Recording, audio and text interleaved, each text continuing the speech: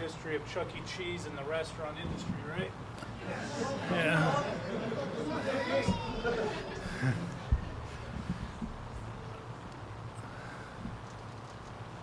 So, guys, gals, friends, neighbors, tortured souls, and avenged ones. Without question, one of the most enigmatic movies in the history of film. Probably was not originally thought that it was going to be, but for many reasons, it is. Today, right off the get-go, let me just say, this is the one panel that someone chose to be stupid when we were promoting and said something that will get you thrown out so fast. I promise if anything is said and you know exactly what I'm talking about, I don't care. We will shut it down real fast. This panel is going to be a celebration of everything that encapsulates the original Crow film because it is iconic. It is, without question, one of the most cult classic movies and Halloween movies, in my opinion, of all time. So, from The Crow, please welcome Bai Ling and Laurence Mason.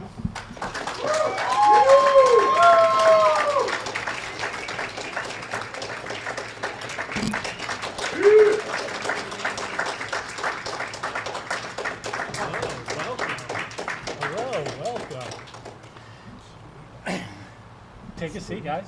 Bye. And how have you guys been? How was your weekend? You guys having fun? Awesome. Ooh, I like that. That sounds good. I love Comic-Con because opportunity to meet all my fans. Without you, we're nothing. Also, I love to travel to see American landscape, the cities I've never been. So this moment is ours. Very nice meeting all of you. Thank you for being here.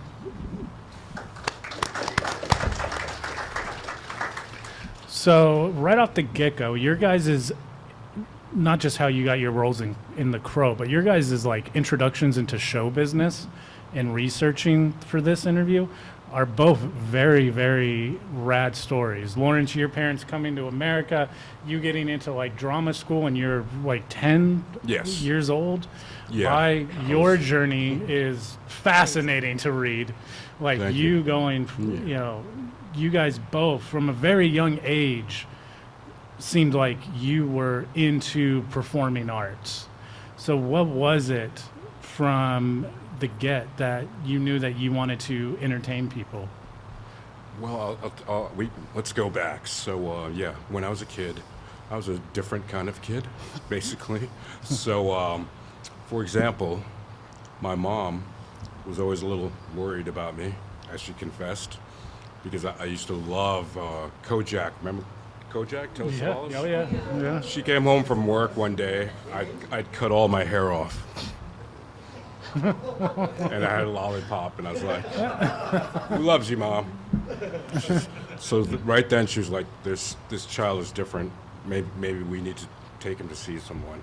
And then, a couple of weeks later, I was also a huge Star Trek fan, and I decided to be Spock for a week. Like how kids play, but I don't play like that. I did a week solid, no emotions, and my mother was very concerned. And she said, the first 2 days she was used to it. She's like, by the third day, I was wondering, when are you going to break, And I just said, Mom, that's not logical. I took the mascara, made the eyebrows. She was like, my son is different, and someone convinced her that that was an okay thing. The person who convinced her that was a gentleman named Norberto Kerner.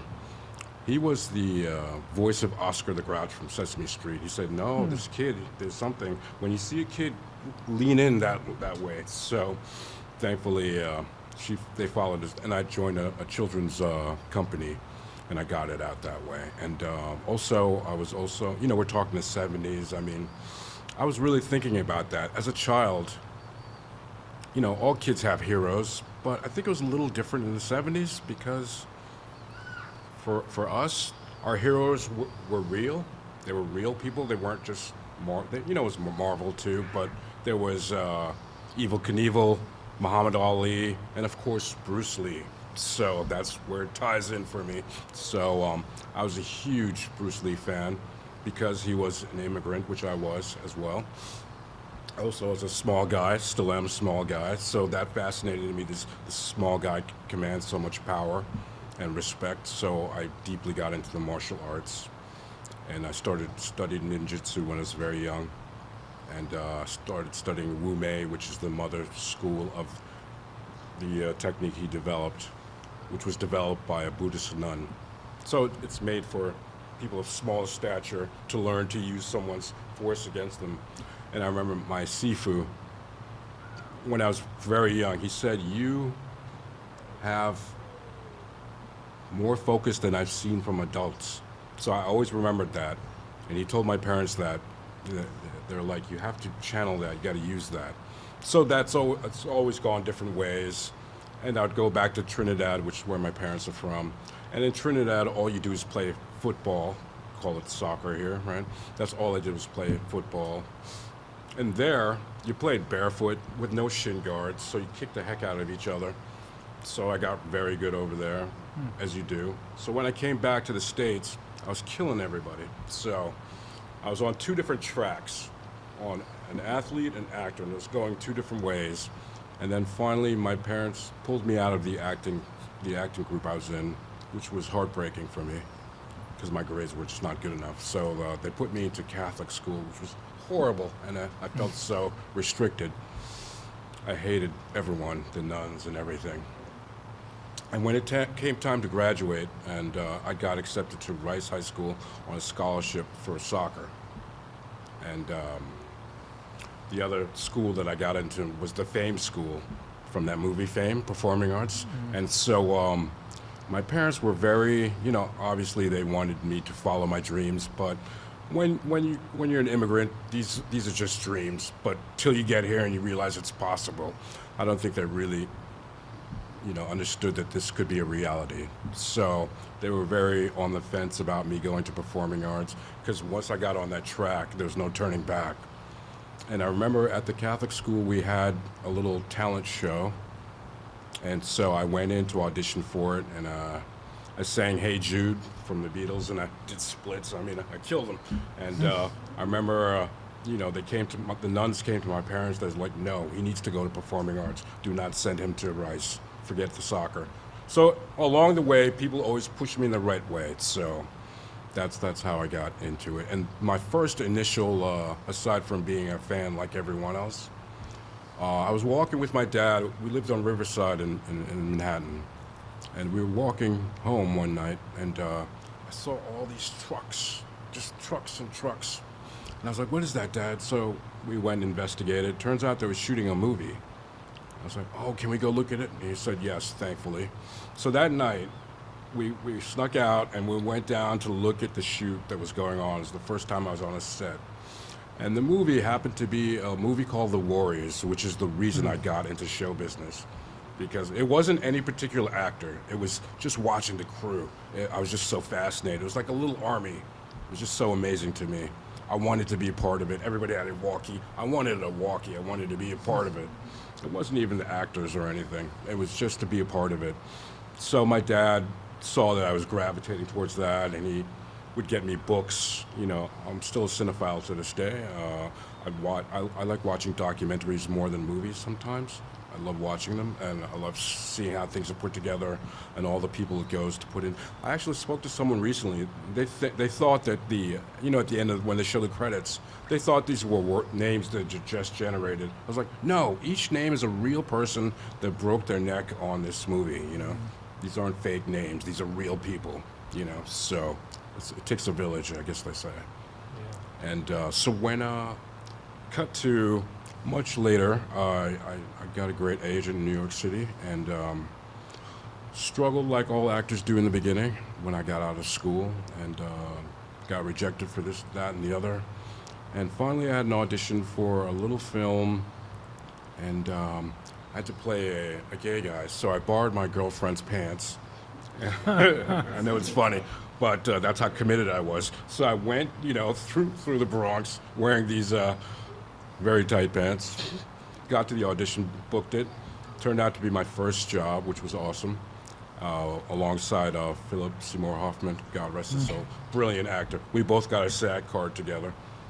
An amazing actor. So that was great. And then the next one was True Romance, which was a huge jump as far as production-wise. Getting on the set with all those guys and stuff. And so finally, when The Crow came around, they said, "We got something for you with Billy Hopkins." And so I went down there, again, in costume, because that just became I was like, it worked this time, so it'll always work, so, which it doesn't always. But I went down in character, and I met Alex Proyas, the director. And I had the whole fight scene. I did the whole thing by myself, basically. And it's very rare when you go into an audition, you hope for the best. That was one of the few times when I walked out, I knew that I booked it, and it's never happened since. When I walked out, I knew I had it. You know, you always wish you have that kind of confidence, but I just knew it. And sure enough, got the role. So that was like a dream come true to be able to work with Bruce Lee's son. So I was very excited about that. And when I finally got to set, it was strange. It was a strange world. They were already world building. Everybody was there. It was amazing. That's basically was the beginning for me. Right on. Well, how about you? Because your journey from being in the People's Army, you know, passing those exams in China, spending time with music, but then, you know, being a nurse too, finally coming to United States and getting the gig, like your journey is really like a great companion to go with Lawrence's as far as your journey, because they're both really fascinating to read about. So let's hear about it. Thank you. I think my journey is a miracle magic. So I cannot make it, but only the higher being can make it. I feel like I live in many different kind of life paths. I come from a communist country in China, from a city, southwest city, no English. I've never seen Hollywood movie. I don't know. My first role, literally The Crow. I'll get to there. Like I did Red Corner with Richard Gere. I never heard of him. He's a huge star. So I don't know anybody. So also I was, Hugh Hefner pursued me to be cover of Playboy magazine. Communist country girl, Playboy cover. It's like, oh, this too far away. Then I wished when I was doing The Crow after what happened to Brandon Lee, they host this huge entertainment tonight, all this press have interview. I was there. I was like, I started crying because I didn't have English skill. I don't know how to express. So I was so sad. But my journey just amazing. Come to United States now with all of you here, like we all look different with you. As a It's side like, note, we're who just can getting to know arrange each that? other for the first time because we never had any scenes together. Yeah. So we talked yesterday. He come to the car, talk to me. I said, I could tell her eyes did not, there was no recognition. She's like, hi. I did not speak English. You got That's the thing. She was yeah. 19. She didn't speak a word of English. And I thought, at the time, she was a big star from China. So I just stayed be away cool, from her. right? I was very intimidated. So I went to just a long story short. This journey just amazing. For every moment, I appreciate life. Appreciate our creators, producers, directors that see me, and how am I gonna? I come here. I said, even English. I did not speak English. I think at that time was Jay Leno, whatever. Nice show. I watched. I could not even pick up yes. I said, the ocean of water. How I'm gonna swallow like English words? I was like. It's just sad, like in your culture different, right? Go to a party and all the men, oh, I like your ass. I said, you like my ass? They said, I like your eyes. I didn't understand, right? And they said, so nice to meet you. I look at the man, I follow them. And then he said, nice to meet you. They say to everybody, to me it's hurtful. You say nice to meet you, why you? They say, I love you, right? It's just to everybody. I thought they meant really love me. They said, let's have lunch. I said, when? They said, let's have, I said, yeah, when? Tell me when. I keep asking, I say, I will let you know. I said, when? But the culture difference, if we have lunch, I'll tell you when, right? Then I learned, I love you, just general greetings, right? It took a while for me to learn all this language stuff. It's just my mind. I'm an adult, but I'm like, I really feel like I keep saying I landed from the moon. I really feel I'm like an alien. Oh, I come to Earth. to experience life, what's going on with here, you know, with all of you. I really feel my mind is a little bit different, but I have this. Look at this. Right, I feel like in my previous life I was a wild animal. I'm afraid of human. I love wild animal because I don't know what a human think. He was doesn't believe it. I'm so open. I say when I was a child, I was mute. I was scared. I said, what am I going to do? When a teacher asked me a question, I literally frozen all the time. But I have a rich world inside my heart. I said I have to find a way to express it. Otherwise, going to be explode. So I found acting because I'm acting, pretending to be somebody else. I can be me. That's why I'm good, I'm powerful, because I'm so honest, so real. And the cameras, so I love camera because they're beautiful, they don't lie. If you lie, they lie bigger. If you're truthful, they make you powerful. That's why I'm good, I'm always being truthful. So talk about Crow, Brandon Lee. So I always feel his presence in the room every time I talk about Crow. He's there watching us. And the only thing I can talk about him with the sweet sadness is like, I don't believe in death. Because I think our physical body is gone, wearing out, old, but the spirit's timeless. It's on space, how they calculate it. So, and also that's why I love film, because no matter what happened to him or to us, like 100 years from now, that moment captured on cinema will be exactly the same. We look the same. So cinema can change, reduce time, change the concept of time. That's why I love cinema. So talk about how I got the role. I went there, my hair was this long, I have no makeup, I walk in. All I can say is, I'm from China, my English is poor. That's all I can say. So finally I got audition, everybody have the rings, dark lip. I said, this is the wrong place, Bailey Hopkins. I auditioned, they call me back, call back. I said, what is call back? You said, can you put makeup on? I bought a dress, I remember that time, $80, so expensive. So can you dress a little bit sexy? So I went there, the director, Alex Perias, you're good. I can see the internal magic. Can you go a little bit further? So in the middle of audition, he said, you're great. So I want to tell a little bit fun thing. So suddenly, there's no nudity. Why? Suddenly they want me nudity. I said, I don't want to show. I come from communist country.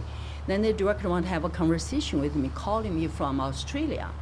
He said, Bai Ling, I work with all the models. They have no problem show their news. Said, you have problem. I said, yeah, I read a dictionary. I said, as long as you cover my nipples. So they can shoot above, right? Then they're so smart, introduced me from the back shower scene, which is magic. I loved it.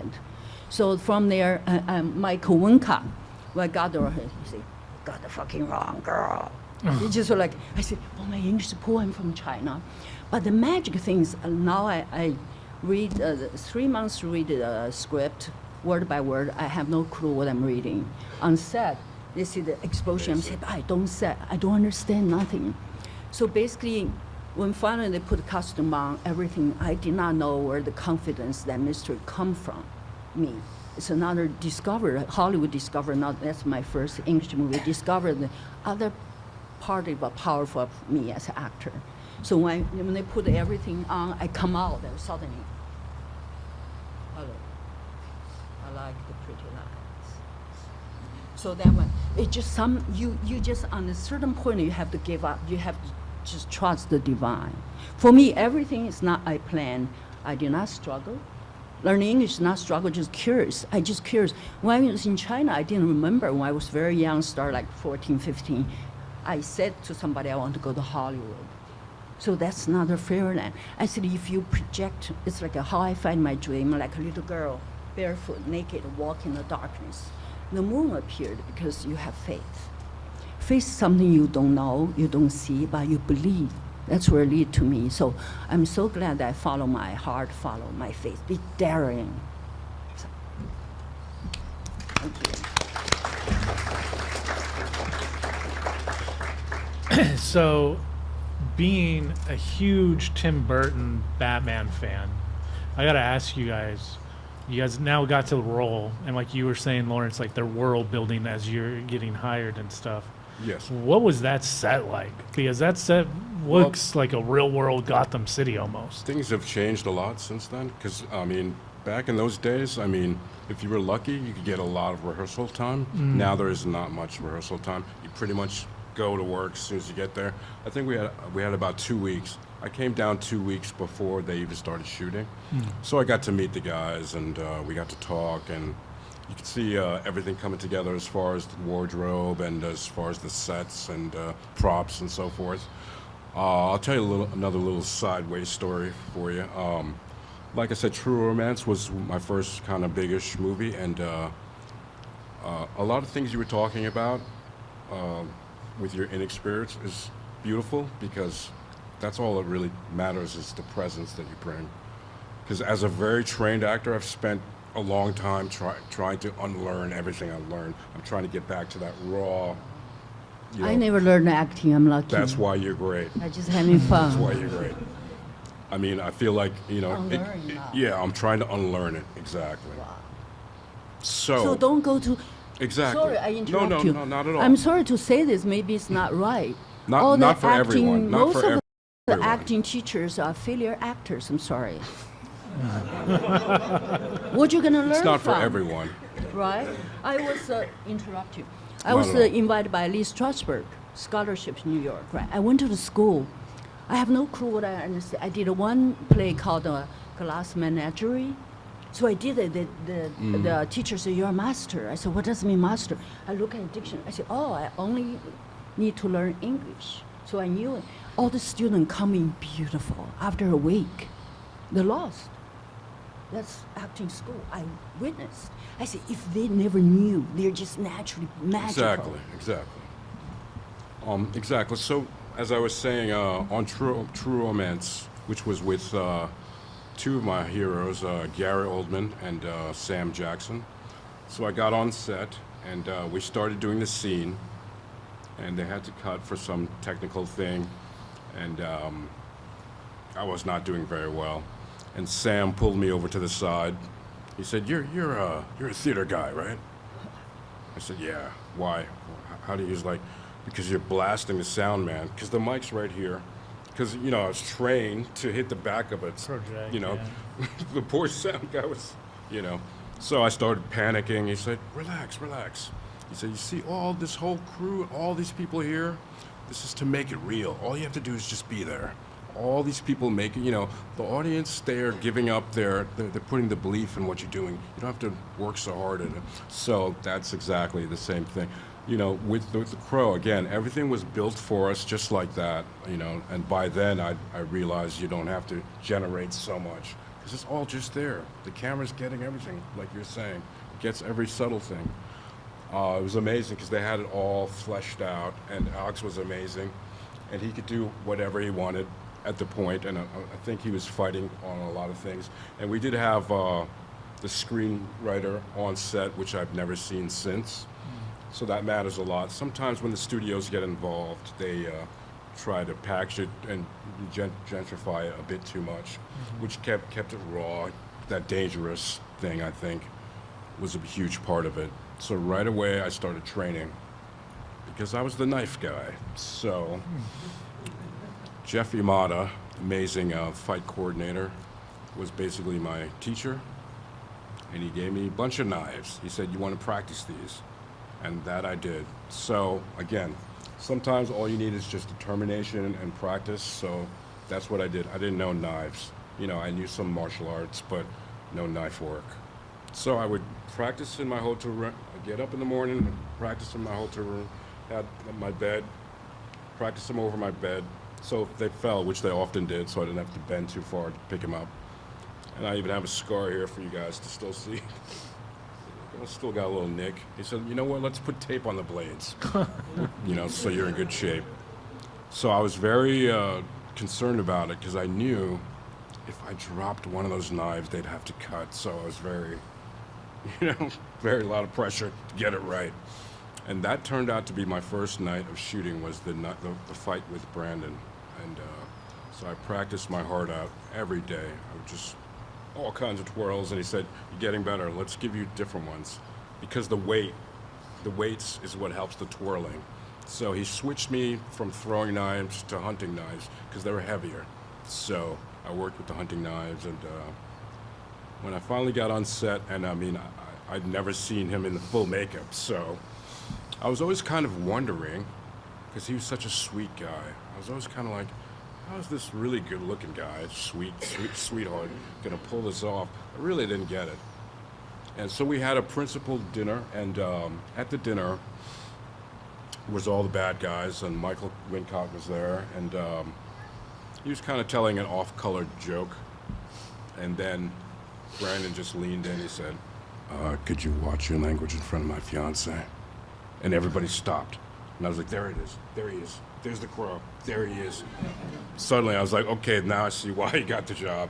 Everybody just stopped talking and froze. No more cursing. It was really amazing. He had that kind of power. He's a very warm person, but he could just turn it on like that. So we got on set, and it was the first time I saw him then makeup. So my job that night was not to be scared of him. You know, I had to be as tough. I mean, as a supporting actor, you have to figure out what your job is to support the lead. And that's another thing I learned the hard way early. I did a small film called Joey Breaker, and I was a supporting him. It's a little different when you're supporting. I had to support him. The scene was his girlfriend had just left him. And so I started bawling. I'm crying, so I'm like, I'm going to do a great acting job. And I'm bawling, and the director's like, cut, you know, listen. You're more sad than the guy who. So that's when I learned to support. So I figured in The Crow, my part was to be such a badass. It was like, let's see this guy, how hard it is to dispose of me. So I had a great stunt double who did the throw across the alley, and Jeff, we were trying to figure out the actual fighting, and the thing about Brandon was that he was a kung fu master, so he really struggled to have a pedestrian fight. He had to dumb down his fighting. I mean, he really had to think about it. It's like, I'm not going to do a roundhouse kick. Just going to give a straight punch. You know, very basic, which was interesting for me to watch him try and dumb it down for himself, because it was just second nature to him. I mean, he'd been doing kung fu since he was a little boy, so it's very interesting. He was very warm and just very concentrated. You could tell this meant a lot to him, and I wanted to do the best I could for him, for everybody. And so, you know, it was not an easy shoot. We were 3 months in turnaround, because it's all night shoots.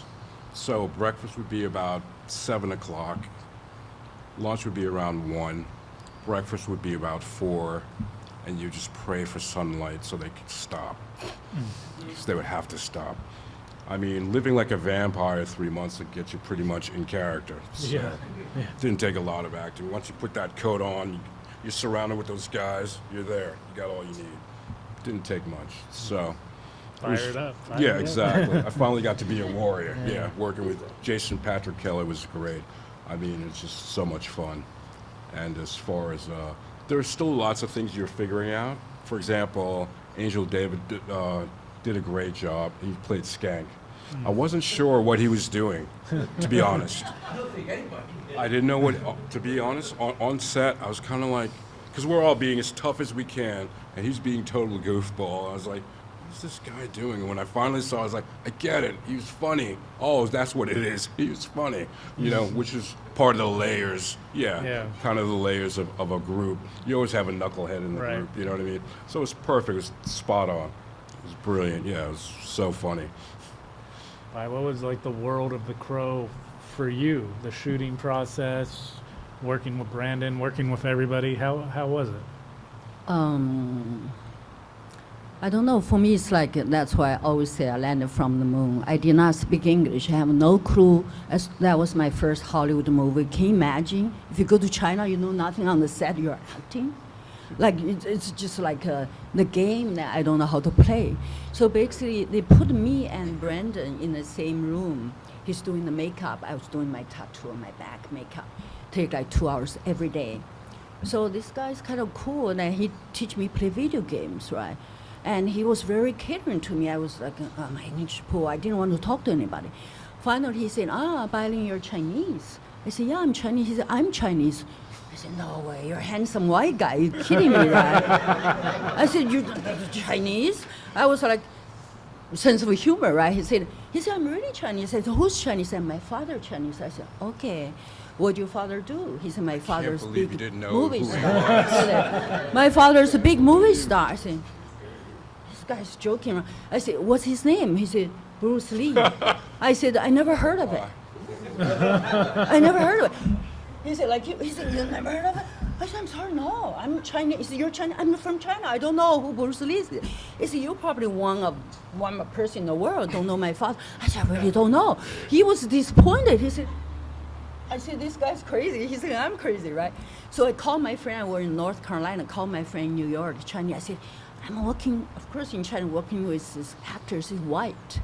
But he said his father's Chinese big movie star, Bruce Lee. I said, who is that? He said, Bai Ling, Li Xiaolong. Oh. I said, oh, Chinese name.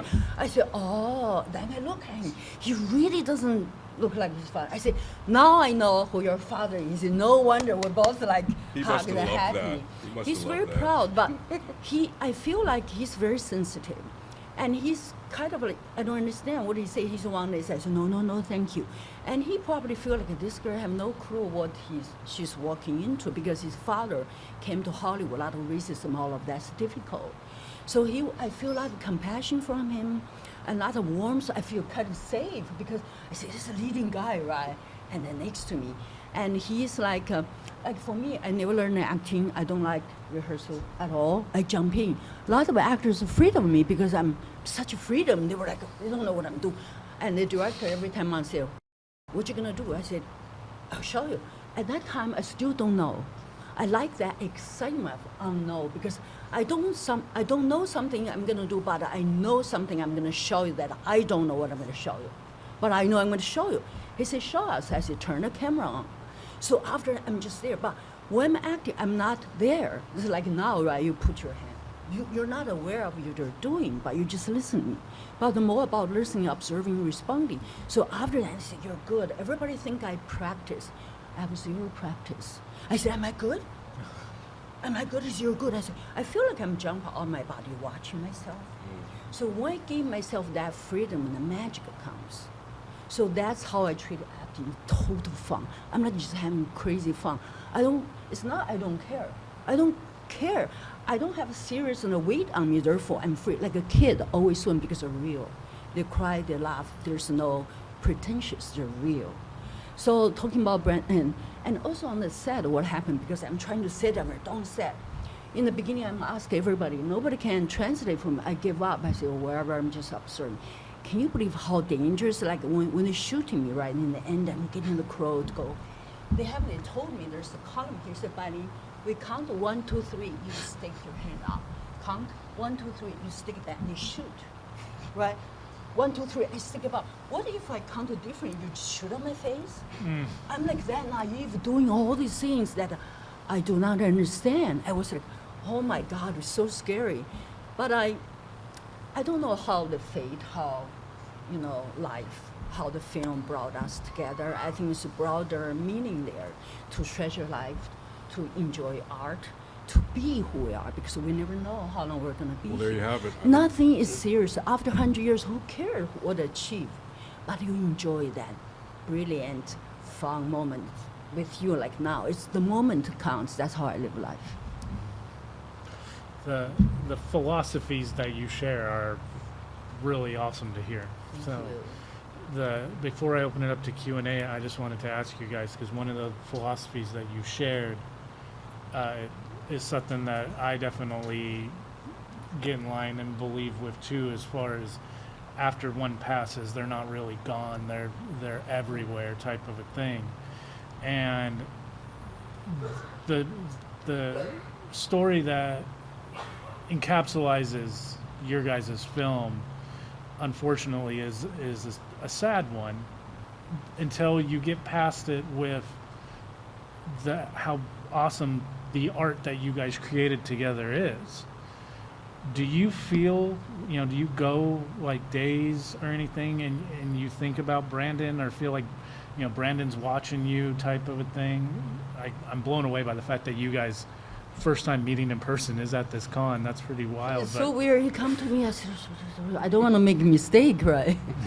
This Right. guy, he was like, What's the funniest thing is the impressions we had of each other, because I thought you were like this big Chinese star and who didn't talk to anybody. You were too good to talk to anybody, but you didn't understand what the heck was no, going I have on. no. That's Michael hilarious. Wonka told me. I got there, right? North Carolina. Oh my God, it's so cold. The worst is I was lying on the table, right? I was shooting my whole body, like trying to become like cold, and it's dripping. In distributing empty. Finally, they're shooting me. I'm like freezing. Finally, they say stop, because when they have close up, they see my goosebumps. It stopped, then I have gigantic heater, like, I mean, so hot, it's so good. It's just, everything's bizarre. So I'm like, Michael Wonka. So I'm there, I'm terrified. I said, alarm clock, call time, right? My call time, I'm so afraid I'll miss him because I don't understand. Finally, phone ring. I said, my call time, hey, it's me. I said, who is this? Michael. Who's Michael? He said, the fucking North Carolina, only one bar. So boring. Come have a drink. I said, no drink, hang up. He said, I'm so terrified. I said, who's calling me? Like everything, me, all these, American actors. Why Like, didn't they give you a translator? I had no idea. no, about any of this. nobody care. They're just like, you're just there. I'm like, makeup. I'm like, I just, also sometimes the obstacles is force you open another channel of intelligence. Big time, I yeah. did a movie of a Taxi 3 French movie with Luc Besson. I played leading lady. I did not speak French. I worked so hard. Nobody translated for me. Finally, we're in a car. I was laughing. Look, said, why you're laughing? I said, it's funny. He said, they switched the scene. I don't even know. Can you believe it? It's like, how you living in this uplift? Nothing. It's just you just have to make sense. You have to trust you. And I was in French. I said, did I say it's a comedy? He said, you seem like, no, you don't know. You just follow your impulse. It's crazy. Do you guys, have a particular favorite memory of shooting, whether it be while the camera's rolling or not rolling, of just the cast all together that you like take with you forever type of a thing? Do you guys have a particular, whether it be a favorite scene, favorite day? Oh, favorite... like I said, I practiced my ass off on those knives. Yeah. And the actual day of the shoot, the night of the shoot, Alex, the director, he wanted a shot where kind of like 3D, like the knife was coming at the camera. He said, I want you to aim for the camera. I was like, you sure? He's like, yeah. So they put up a plexiglass kind of shield to protect the cameraman. So on the first take, I nailed that camera. I broke the lens and I was like, sorry, you told me to. He's like, no, it's perfect. So just hitting on the first try, I was so happy. And when I twirl those bad boys, like you to meet two friends of mine, I was like, don't drop him, man, don't drop him, I'm thinking. So again, you have to just take off your brain. So I understand what you mean as far as you don't know what you're gonna do. You don't know if it's gonna work. Right. When you're in the zone, when you train like I I know am, it's gonna work. it takes a lot of time to, like I said, I'm trying to unlearn it. So I try to get to the point where you just hear action, you just go blank almost as a person. The character turns on for all that knife work and stuff like that. So we did the fight scene, and at the end of the scene, I'm stuck with knives. I got the fake knives, and they load me into an ambulance, which is kind of like one of these old-time ambulances. It looks like a hearse almost. So I remember they put me in the back, and I have the knife sticking out of me, and I'm just thinking, oh, finally got that scene done. And I just heard outside, moving on, and everyone left. They left me in the back of this ambulance. And that's when you realize, you're just a prop, So I was like, hello, start kicking the door. Guys, I'm still in here. Somebody came back. I don't know how long I was in there, but you're constantly being humbled, so that's why it never goes to your head, so stuff like that. Again, doing the bar scene was one of my favorites with the guys. I mean, we were so rowdy. And I think, when we're taking shots and so forth, I think I've been asked this, I did swallow the bullet I don't know where it went. I never saw it again. So. We had candy bullets. Yeah. I swallowed that. Yeah. We had apple juice. That's an old. Yeah, it's anything that has the same color reads the same on camera. And then again, I think I licked the waitress. Again, that wasn't nothing I planned. Again, you want to be in this place where you just, so that I was definitely in that place. So that works for the character and so forth. And working with the late John Polito was great. He played Gideon. He was such a solid actor from the 50s. I mean, he'd worked with Brando and so forth. He was a very strong actor. It was really great to work with him. He was very locked in with his character and so forth. And one of the prettiest moments there, I think it snowed in North Carolina that year. I don't think it snowed in years. Or for a lot of people, it was the first time, a lot of kids, it's the first time they saw snow. And I remember that was always a very lovely memory. Everybody walking around, and I'm from New York. I was like, "What's the big deal?" And they're like, "They don't get snow here." I was like, "Wow, okay, dig it." That was lovely. Yeah. And you asked if we think about. I mean, I saw a crow this morning. Every time I see one, I can't help but think about him. And afterwards, it was very sad, and I was depressed for a long time. And this is my third con, because of that reason. I didn't want to talk about it. And it's awesome to be able to celebrate it with people who actually love it. It's a really big deal for me. And it's so long in coming. And it's great to still be around. I'm 55 now, and it's great to be with people who appreciate it, and who love it. And I'm sorry I missed all those years of appreciating it and hiding it from it. But it's awesome. It's a great feeling. It's great. I mean, being an actor can be very, it's very solitary. You're by yourself, you're hoping something happens, you're hoping you get the right project, and you get rejected, and you don't, or maybe you do the job. You never get to take that bow like a play. At the end of a play, you take a bow. So this all feels like a big bow to me, which is really nice. It's a great feeling. It's a great feeling. I want to say a little contribution I made to The Crow. In the ending of my character, I have to die, right, bad guys. So they say, I said, how am I going to die? You just shoot you. I said, no. That's, at that time, I sort of get into my character. We work with a lot of a crow and, how do you call it, Navin, the different bird. Right, I have to hold it hard. I said, if she will die, have to die, then she only going to be killed by the crow. That was my idea. I just knew, I said, she's connected. She's almost like manipulated the whole thing. She's very comfortable. I said, the crow got me because the crow knows. So then they take the idea, well, we're in the tower. I said, too bad, there's not much more time for us, right? The last thing was Brandon. And your face is just like a brick. Now I see his face. He's looking up at me. I have a gun at him. I never really shoot gun like that to some first film, right? And the crow got me. And they say, you ask it, they have the mask, the crow getting me. I have to fall from the tower low. But I'm glad that I contributed that because that made that character very special. Like she has a power, not just somebody else.